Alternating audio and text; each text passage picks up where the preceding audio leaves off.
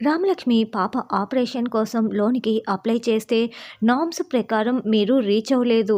కొన్ని తప్పుగా ఉన్నాయి. లోన్ రిజెక్ట్ చేశామని ఫోన్ కాల్ చేయడంతో రామలక్ష్మి కుప్పకూలి ఏడుస్తూ ఉంటుంది. ఇంకోవైపు అస్మిత, నా కూతురు కోసం నువ్వు హడావిడి చేస్తున్నావేంటి?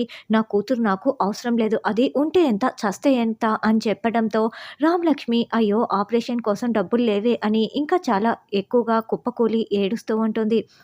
ఆద్య కాంపిటీషన్‌లో విన్ అవ్వకూడదు అని అనగాదేవి ఆద్యకి యాక్సిడెంట్ చేయిస్తుంది.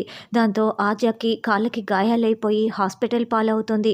ఆద్య హాస్పిటల్‌లో ఉండగా ఫ్యామిలీ మెంబర్స్ అందరూ ఆద్య దగ్గరికి వచ్చి చాలా బాధపడుతూ ఉంటే, అప్పుడే అనగాదేవి, మేఘ ఇద్దరూ హాస్పిటల్‌కి వస్తారు. ఓహ్! అందరూ ఇక్కడే ఉన్నారా?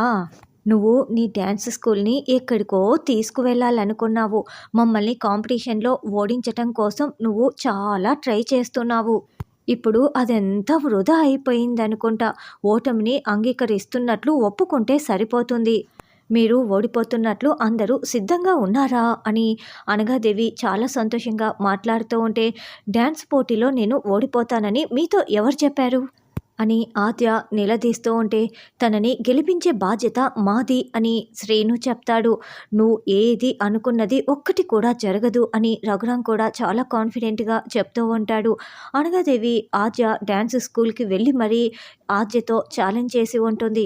చూడు, రాబోయే కాంపిటీషన్లో మీపై మేము ఖచ్చితంగా గెలిచే తీరుతాము. ఈ ఊరి పరువు, సంస్కృతి, సాంప్రదాయాల్ని కాపాడి ఉంటాను అని ఆద్య అనగాదేవితో ఛాలెంజ్ చేసి ఉంటుంది. అందుకే ఆద్య గెలవకూడదనే ఇలా యాక్సిడెంట్ చేయించి ఉంటుంది. అవును, ఆద్యని గెలిపించే బాధ్యత మాది. ఆద్య గెలిచే తీరుతుంది, చూస్తూ ఉండు అని రామలక్ష్మి కూడా వార్నింగ్ ఇస్తూ ఉంటుంది. కాళ్ళకి గాయాలైన ఆద్య ఎలా గెలుస్తుంది, అనగాదేవికి ఎలా బుద్ధి వస్తుందన్నది రానున్న ఎపిసోడ్లో తెలుసుకుందాం.